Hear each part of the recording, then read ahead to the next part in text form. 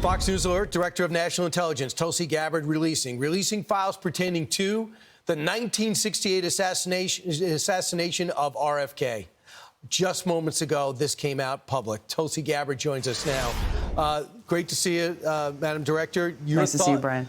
You've taken 10,000 pages. You found them in boxes. You put them online. What can you tell us? They say they caught you maybe by surprise, or we'll find the most interesting. Well, Brian, first of all, this came about because President Trump promised the American people that his administration would be one of maximum transparency. And one of the first things that he did when he came back into the Oval Office was issue an executive order that said we need to release all the documents that we have unredacted on the assassinations of President John F. Kennedy, Senator Robert F. Kennedy, and Martin Luther King Jr. So we did the initial release of the previously never had been unredacted documents related to President Kennedy's assassination. And what we have just released here today is 10,000 pages that have been sitting in boxes within the National Archives that had never been digitized or viewed publicly before.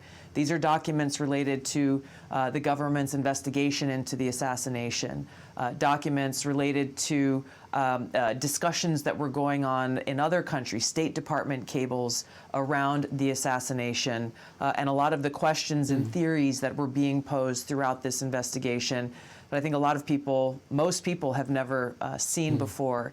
The significance of this is huge. It's been nearly 60 years since Senator Kennedy was assassinated. We're obviously not stopping here. We discovered 10,000 pages at National Archives.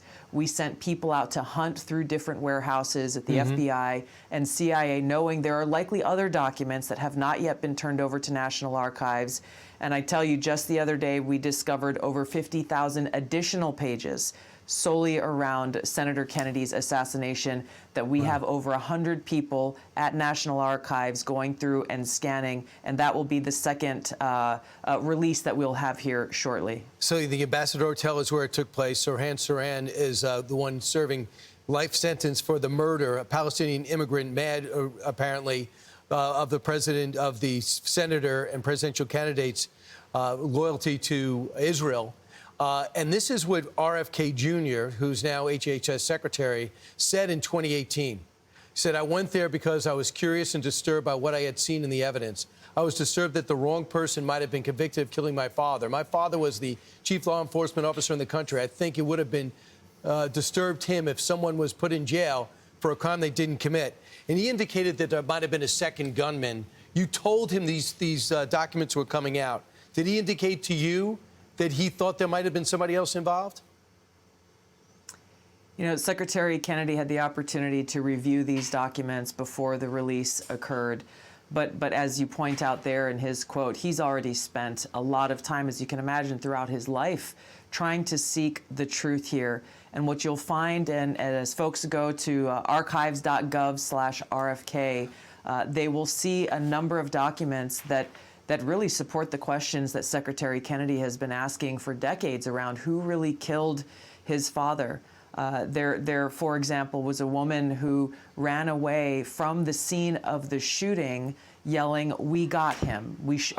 She yelled, "We shot him. We shot him."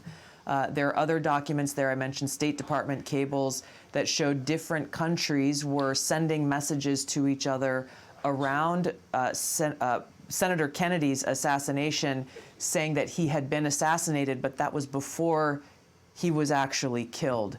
So there are a lot of different questions. I think, in my view, these documents provide the background to more questions than answers. We'll see what the next 50,000 pages brings forward. So there was somebody who gave you threatening messages, wanted to take your life, and he's been arrested. Al-Kabar Muhammad Amin. Al-Kabar Muhammad Amin, 24 years old, from Georgia.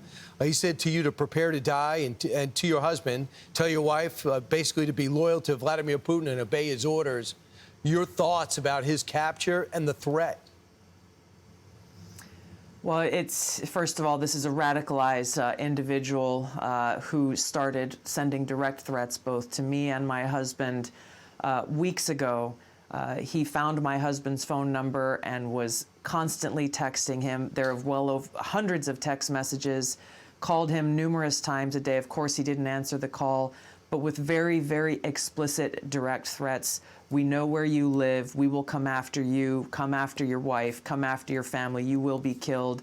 And I received similar threats myself. So I want to just say thank you to the FBI and the U.S. Marshals and local law enforcement there in Georgia, who, when presented with evidence, conducted an investigation and quickly brought him in and arrested him.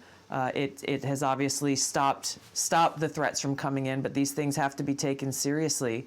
And again, when we look at what the tragedies our country has experienced in the past, we look at the fact that our own president had 2 assassination attempts in his life just recently.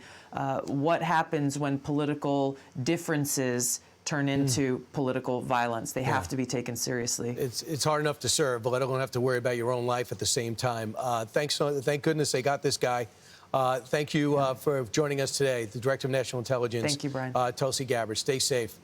I'm Steve Ducey. I'm Brian Kilmeade. And I'm Ainsley Earhart. And click here to subscribe to the Fox News YouTube page to catch our hottest interviews and most compelling analysis.